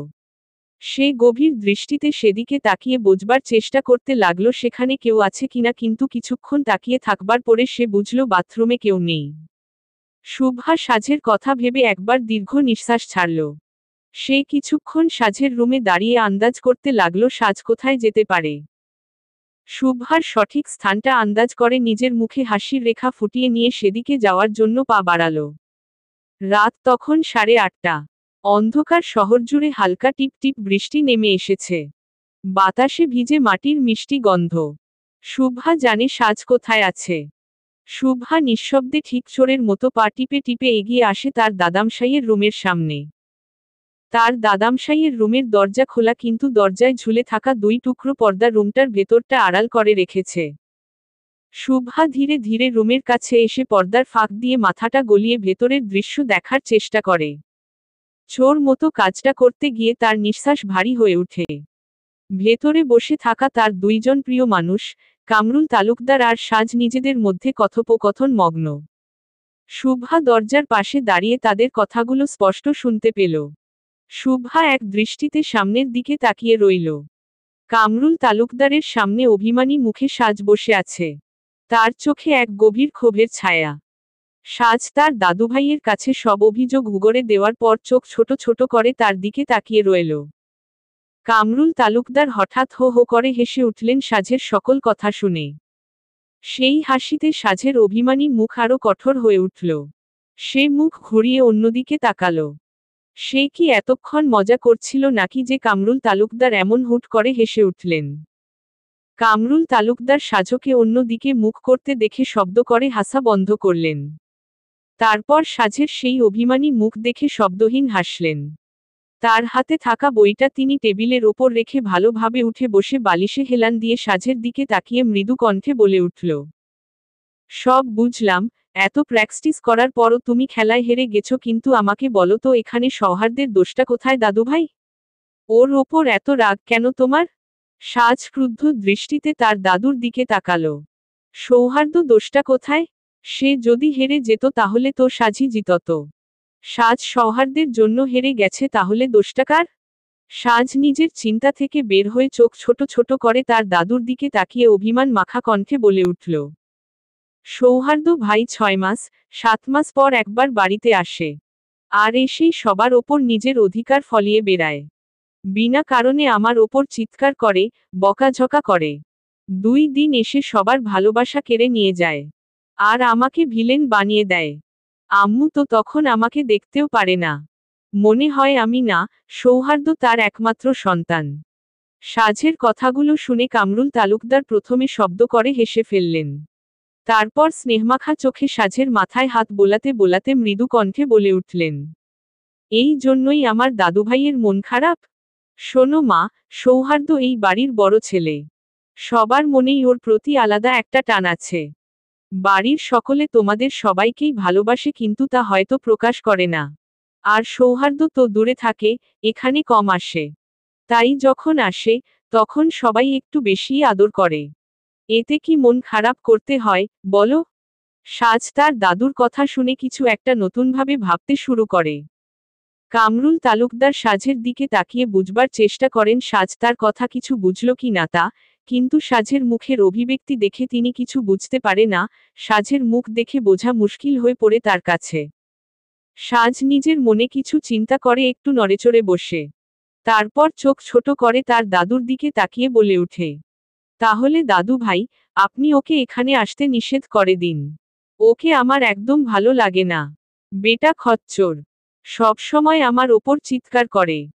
কামরুল তালুকদার তার পুতনির এমন কথা শুনে ঠোঁটের কোণে মৃদু হাসি ফুটিয়ে বলে উঠল, আচ্ছা, আমি ওকে বলে দেব যেন তোমার ওপর চিৎকার না করে। সাজ তার দাদুভাই এর কথা শুনে চুপচাপ বসে থাকে কিছু বলার জন্য। সাজ নিজের মনে কথাগুলো গুছিয়ে নিয়ে গলায় অভিমান চেপে বলে ওঠে, চিৎকার না করতে বলার দরকার নেই। তার থেকে ভালো আপনি বরং বলুন, সৌহার্দ্য ভাই যেন আর এই বাড়িতে না আসে। সে এ বাড়িতে না আসলে আমাদের দেখাও হবে না আর সে আমার উপরও চিৎকার করতে পারবে না। সাজের কথাগুলো শুনে কামরুল তালুকদার এবার গভীর কণ্ঠে বলে উঠলেন, তাহলে বলো, এটা কিভাবে সম্ভব? এই বাড়িটা যেমন তোমার, ঠিক তেমনই সৌহার্দ্যেরও। ওকে কিভাবে নিষেধ করব আমি? সাজ তার দাদুভাইয়ের কথাগুলো শুনে দীর্ঘশ্বাস ফেলল। সে তার দাদুর কথার কোনো জবাব খুঁজে পেল না। সাজ উঠে দাঁড়িয়ে গম্ভীর মুখে বলে উঠল, তাহলে সৌহার্দ্য ভাইকে শুধু বলুন, আমাকে যেন আর বকাঝকা না করে। কামরুল তালুকদার তার আদুরে নাতনির দিকে গভীর মমতায় তাকালেন। মুখে কিছু বললেন না, শুধু মৃদু হাসি দিয়ে মাথা নাড়িয়ে সাজের কথার সম্মতি দিলেন। শুভা পর্দার আড়ালে দাঁড়িয়ে সব কিছু দেখছিল। সাজের কথাগুলো শুনে সে বিরক্ত হলেও তা নিজের মধ্যে চেপে রাখে। সাজকে উঠে দাঁড়াতে দেখে শুভা যখনই পিছন ঘুরে নিজের রুমে যাওয়ার জন্য ঘুরল তখনই শুভার আত্মাটা কেঁপে উঠল। সৌহার্দ্য ভাই এখানে কখন আসলো? সে কি সাজে এমন সব পাগলামি মার্কা কথা শুনে ফেলেছে? এখান থেকে তো রুমের মধ্যে বলা সবগুলো কথাই সে ভালো করেই শুনতে পেরেছে, তাহলে সৌহার্দ্য ভাইও কি সব শুনে নিল? শুভা নিজের চোখ তুলে সৌহার্দ্যের মুখের দিকে তাকিয়ে সৌহার্দ্যের মনের ভাব বুঝে ওঠার চেষ্টা করে কিন্তু সে ব্যর্থ হয়। সৌহার্দ্য শুভা দিকে তাকিয়ে গম্ভীর তবে স্বাভাবিক কণ্ঠে বলে ওঠে, এখানে এভাবে পর্দার সামনে দাঁড়িয়ে আছিস কেন? শুভা সৌহার্দ্যের কথাটা শুনে মৃদু কণ্ঠে সৌহার্দ্যের কথাটার উত্তর না দিয়ে সৌহার্দ্যকে জিজ্ঞাসা করে ওঠে, তুমি কখন এলে ভাইয়া? সৌহার্দ্য শুভার কথাটা শুনে একবার নিজের হাতে থাকা ঘড়িটার দিকে চোখ দেয়, তারপর শুভার দিকে তাকিয়ে মৃদু কণ্ঠে বলে ওঠে, একটু আগেই। শুভা সৌহার্দ্যের কথাটা শুনে শুকনো ঢোক গেলে। সৌহার্দ্য ঠিক কি শুনেছে শুভা তা বুঝে উঠতে চেষ্টা করে থাকে। সৌহার্দ্য শুভা দরজার সামনে দাঁড়িয়ে থাকতে দেখে মৃদু কণ্ঠে বলে ওঠে, তুই কি ভিতরে যাবি? এভাবে দাঁড়িয়ে আছিস কেন দরজার বাহিরে? সৌহার্দ্যের কথাটা শুনে শুভা অনেকটা আমতা আমতা করে বলে ওঠে, আসলে সাজার দাদুভাই রুমে কথা বলছে, আমি এসেছিলাম কিন্তু আর ভিতরে প্রবেশ করিনি। সৌহার্দ্য শুভার কথাটা শুনে একবার শুভার দিকে দৃষ্টি মেলে তাকায়। তারপর মৃদু কণ্ঠে বলে ওঠে, সামনে থেকে সর, আমি ভিতরে যাব। শুভা সৌহার্দ্যের কথাটা শুনে আস্তে আস্তে সামনে থেকে সরে যায়। শুভা সরে যাওয়ার পরেই সৌহার্দ্য দ্রুত পায়ে রুমের মধ্যে প্রবেশ করে। শুভা সৌহার্দ্যের দিকে চোখ ছোট ছোট করে তাকিয়ে থাকে। সাজ এখনো সৌহার্দ্যকে নিয়ে তার দাদুর কাছে নালিশ করছিল, ঠিক তখনই সৌহার্দ্যকে রুমে ঢুকতে দেখে সাজ একদম পাথরের মতো চুপ হয়ে যায়। সে হুট করে সৌহার্দ্যকে দেখে ভয় পেয়ে যায়। সৌহার্দ্য রুমে ঢুকে একবার সাজের দিকে তাকালো, তারপর তার দাদুভাইয়ের দিকে তাকিয়ে মৃদু কণ্ঠে বলে উঠল, দাদুভাই আমাকে চলে যেতে হবে। সৌহার্দ্যের এমন আকস্মিক আগমন পুরো পরিবেশটাকে বদলে দিল। সাজ একটু আগেও তার দাদুভাইয়ের কাছে তার সমস্ত অভিমান উগরে দিচ্ছিল, কিন্তু হঠাৎ সৌহার্দ্যকে দেখে সাজ এমনভাবে চুপ হয়ে গেল যেন কেউ তার মুখের শব্দগুলো কেড়ে নিয়েছে। সাজকে চুপ হয়ে দাঁড়িয়ে যেতে দেখে কামরুল তালুকদারও খানিকটা অবাক হলেন। তিনি চোখ তুলে সাজের দৃষ্টি অনুসরণ করে পিছনের দিকে তাকাতেই সৌহার্দ্যকে দেখতে পেলেন। সৌহার্দ্য দিকে দৃষ্টি দিতেই কামরুল তালুকদার তার সৌহার্দ্যের গম্ভীর মুখ দেখে তিনি কিছুটা চিন্তিত হয়ে পড়লেন। সৌহার্দ্য ধীরে ধীরে রুমে ঢুকে সোজা তার দাদুভাইয়ের সামনে গিয়ে দাঁড়াল। তার মুখে কোনো অভিব্যক্তি নেই। সাজের দিকে একবারও না তাকিয়ে মৃদু কণ্ঠে বলে উঠল, দাদু ভাই, আমাকে এখনই ঢাকায় ফিরে যেতে হবে, খুবই আর্জেন্ট। কামরুল তালুকদার সৌহার্দের এমন ধারার কথা শুনে নিজের ভ্রু কুঁচকে নিলেন, তারপর সৌহার্দ্যর দিকে অবাক দৃষ্টি দিয়ে বলে উঠলেন, আজই তো এলে, বললে তো অনেকদিন থাকবে। তাছাড়া এত রাতে হঠাৎ কি এমন কাজ পড়ল যে এখনই যেতে হবে? খেয়েছো কিছু? সৌহার্দ্য তার দাদুর কথা শুনে মৃদু স্বরে বলে উঠল, না দাদু, এখনো খাইনি, তবে এখনই যেতে হবে আমাকে। সৌহার্দ্য স্বাভাবিক কণ্ঠে কথাটা বললেও তার গলায় একটা অদ্ভুত রকমের চাপা অভিমান লুকিয়েছিল।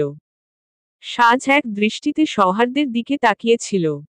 সাজ ঠিকই সেটা বুঝতে পারল সৌহার্দ্যের কণ্ঠস্বর আজ অস্বাভাবিক, কিন্তু সে কিছু বলল না। সাজ নিজের মুখে দৃঢ়তা ধরে রাখার চেষ্টা করলেও ভেতরে ভেতরে তার বুক কাঁপছিল। সৌহার্দ্য কি সব শুনে ফেলেছে? যদি শুনেই থাকে তাহলে সেটা নিয়ে কিছু বলবে কি তাকে? সাজ আজ একটু বেশিই বলে ফেলেছে। এখন কি হবে? সৌহার্দ্য কি তাকে খারাপ ভাববে? তার কি কথাগুলো দাদাভাইকে বলা উচিত হয়নি? সৌহার্দ্য সত্যি যদি চলে যায় তখন?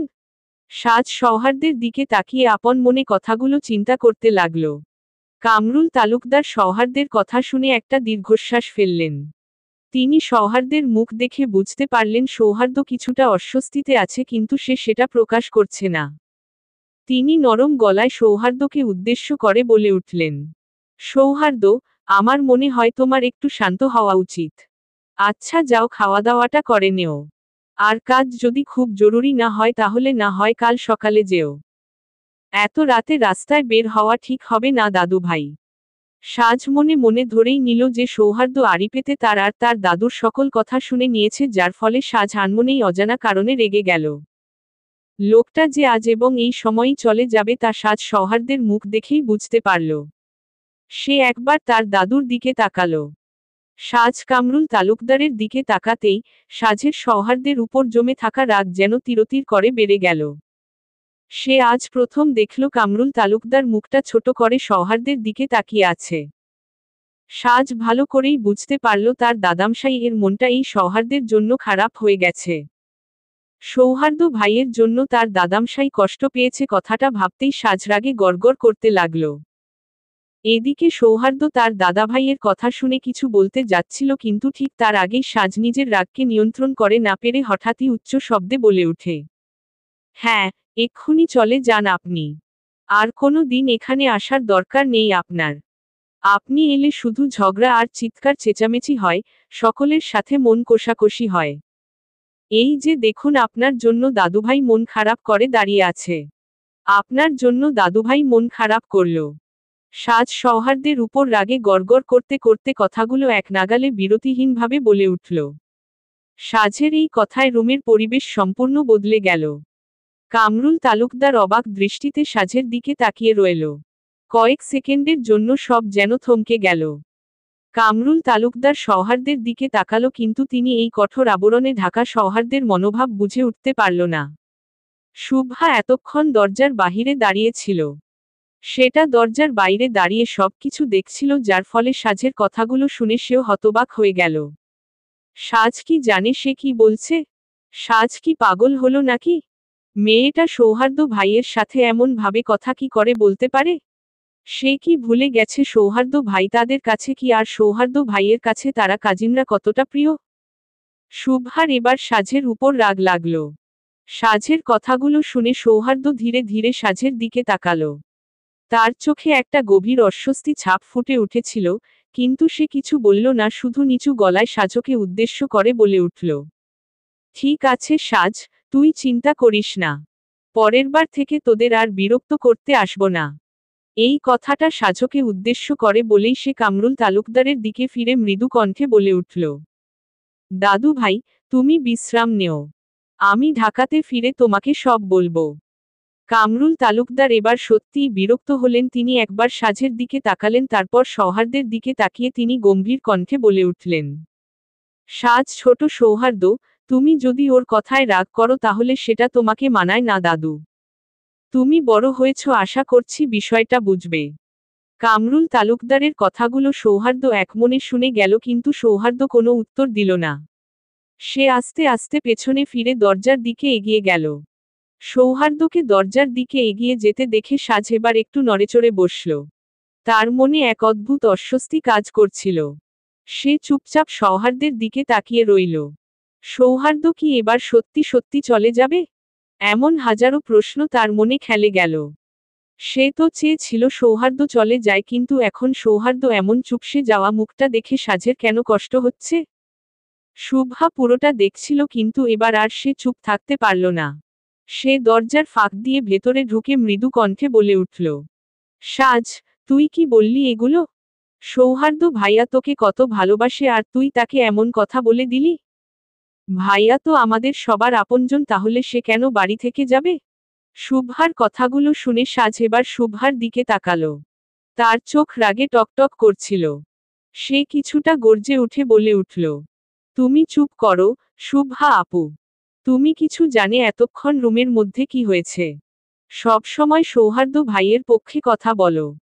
সাজের কথাটা শুনে শুভা এবার সত্যিই রেগে গেল।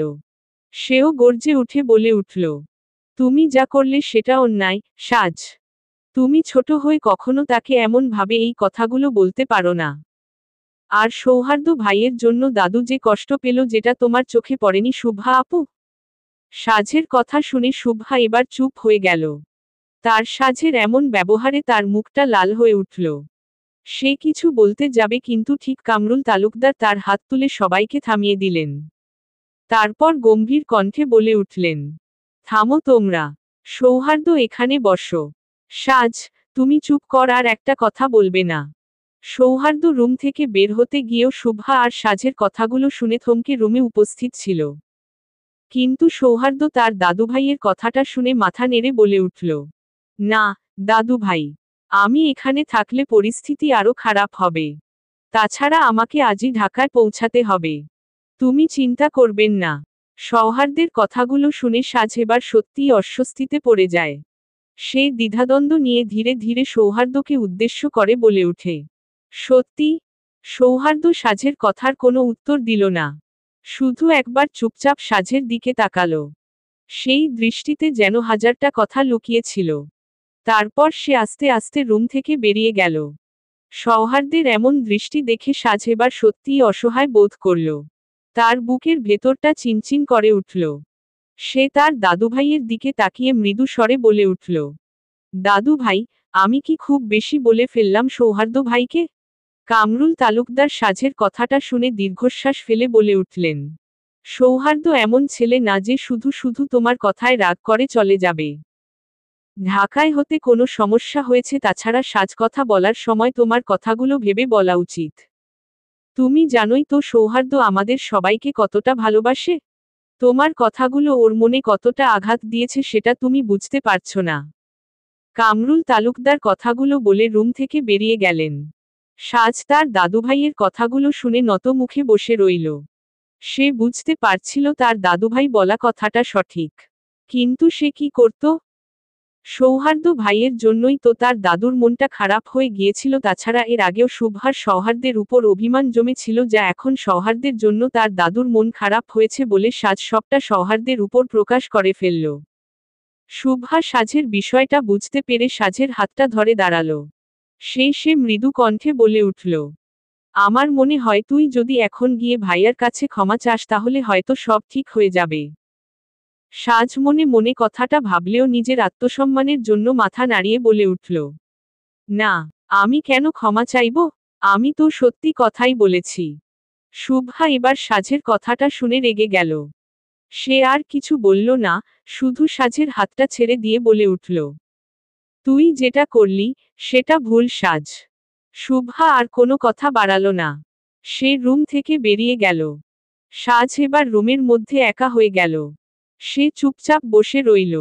তার মনে একটা অদ্ভুত দোলাচল চলতে লাগলো। সে কি সত্যিই ভুল করেছে?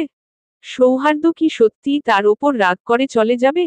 রুমের ভেতর একটা অদ্ভুত নীরবতা ছেড়ে ধরল। সাজ কিছুক্ষণ চুপ করে দাঁড়িয়ে রইল। নিজের মনে কোনো একটা কথা ভাবতেই সাজ ধীরে ধীরে সামনের দিকে পা বাড়ালো, দ্রুত পায়ে রুম থেকে বেরিয়ে গেল। সাজ দ্রুত পায়ে নিচে থেকে উপরে যেতে লাগল। তার মনে এক অদ্ভুত অস্থিরতা কাজ করছে। সৌহার্দ্য ভাই কি সত্যিই চলে যাবে?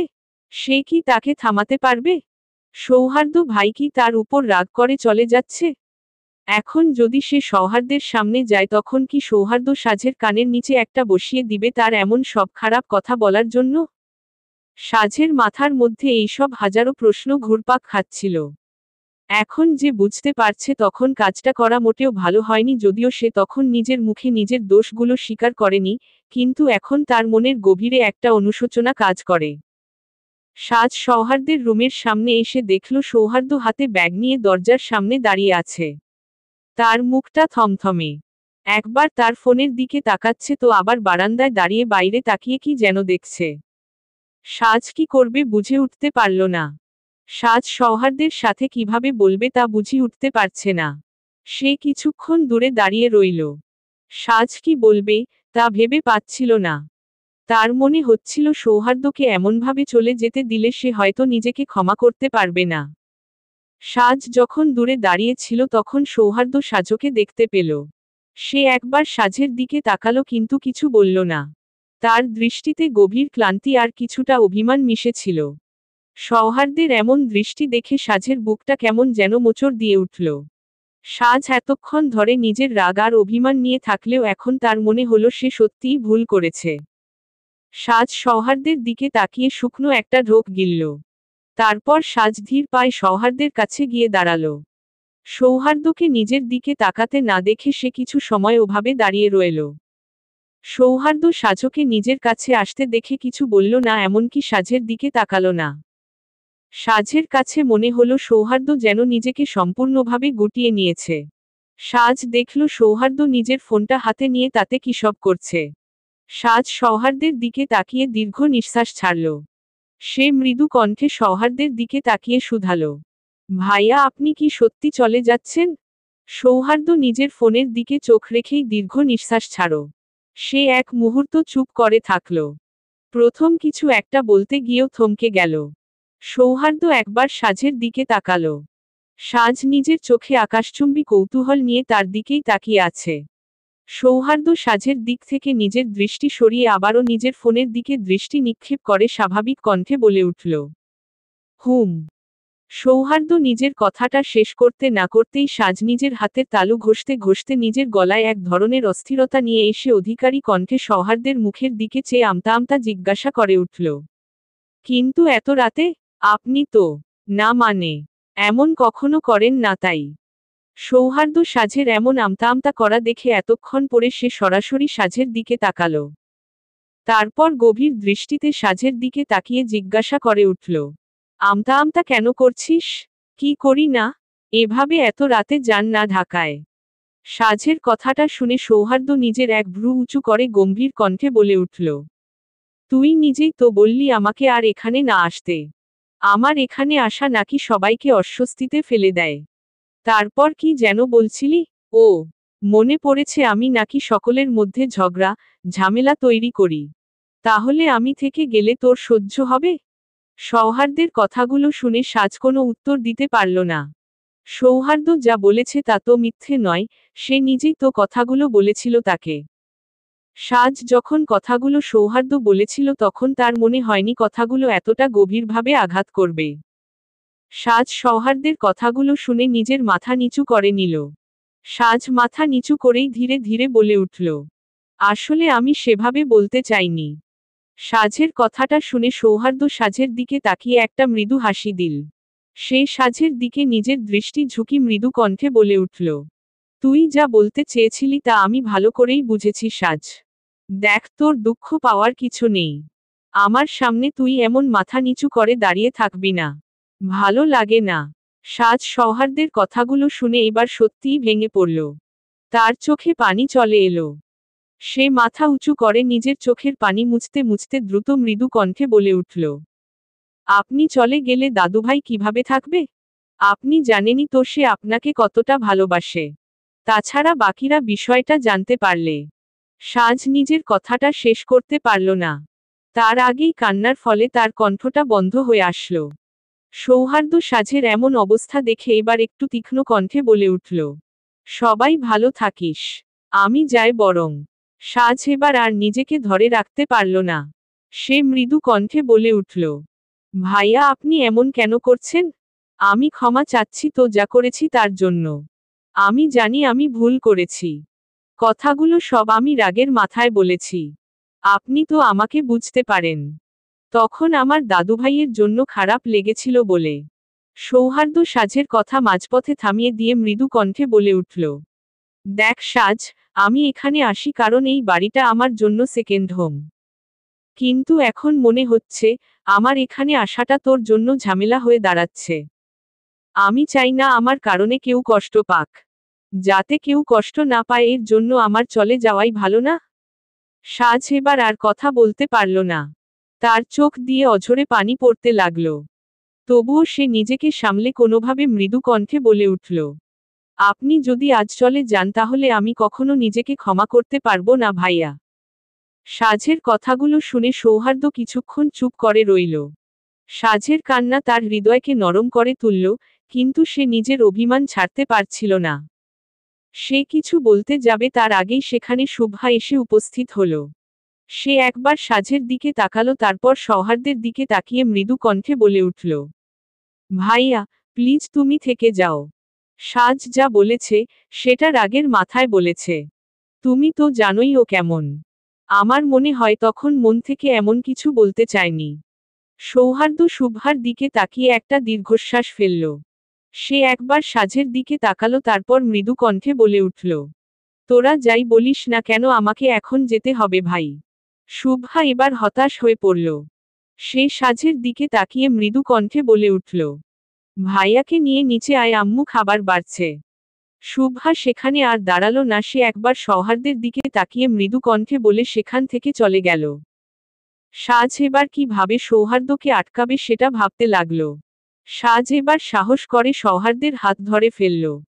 সাজ সৌহার্দ্যের হাত ধরার সাথে সাথে সৌহার্দ্য সাজের দিকে চোখ ছোট ছোট করে তাকালো। সে বোঝার চেষ্টা করল সাজ কি করতে চাইছে। এদিকে সাজ নিজের কণ্ঠকে শক্ত করে সৌহার্দ্যের উদ্দেশ্যে বলে উঠল। ভাই প্লিজ যেন না। আপনি থেকে যান। আমি সত্যিই এমন ভুল আর জীবনেও করব না। আমি ভুল করেছি যার জন্য প্লিজ ক্ষমা করে দিন। সৌহার্দ্য এবার নরম হয়ে গেল। সে দীর্ঘ নিঃশ্বাস ছেড়ে সাজের দিকে তাকালো। তারপর সে সাজের হাতটা নিজের হাতে নিয়ে নিজের এক ভ্রু উঁচু করে কৌতূহলী কণ্ঠে জিজ্ঞাসা করে উঠল। তুই কি সত্যিই চাস আমি থেকে যাই? সাজ মুখে কিছু বলল না, শুধু মাথা নাড়ল। তার চোখে তখনও পানি। সে মৃদু কণ্ঠে বলে উঠল। হ্যাঁ। সৌহার্দ্য এবার সাজের কথা শুনে মৃদু হাসল। তারপর সাজের মাথায় হাত রেখে মৃদু কণ্ঠে বলে উঠল।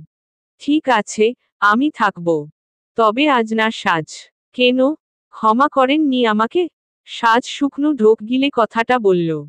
তার চোখে তখনও হালকা পানি। সৌহার্দ্য সাজের কথা শুনে নিজের দুপাশে মাথা নাড়ালো, তারপর মৃদু কণ্ঠে বলে উঠল। পাগল, তোর উপর আমি রাগ করিনি। আমার ঢাকাতেই সত্যিই একটা কাজ আছে। আমার বন্ধুর আম্মু অসুস্থ। ওর মা বাদে ওর কেউ নেই জানিস। ও ভয়ঙ্কর ভাবে ভেঙে পড়েছে। আমি না গেলে ও নিজেকে সামলাতে পারবে না রে সাজ। তার মানে আপনি আমার কথায় রাগ করে যাচ্ছেন না, আপনার বন্ধুর জন্য যাচ্ছেন? হ্যাঁ। তাহলে একটু আগে যে বললেন আপনি আমার জন্য চলে যাচ্ছেন? সাজ কথা শুনে সৌহার্দ্য হাসল। সে সাজের চোখের পানি মুছে দিতে দিতে বলল। তোর কথায় হালকা রাগ হলে এই রাগ বাড়ি ছেড়ে যাওয়ার মতো না সাজ। আর একটু বেশি রাগ হলেও সেই রাগ তোকে ছেড়ে যাওয়ার মতো না কখনো পাগল। সাজ সৌহার্দ্যের কথাটা শুনে মনে মনে সৌহার্দ্যের উপর রাগতে লাগল। লোকটা এতক্ষণ বিনা কারণে তাকে কাঁদিয়েছে। একে তো। সাজ আর কিছু ভাবতে তার আগেই সৌহার্দ্য তার মুখের সামনে তুড়ি মেরে বলে উঠল। নিচে চল, চাচিমণি ডাকছেন তো। কোথায় হারিয়ে গেলি? চলবে।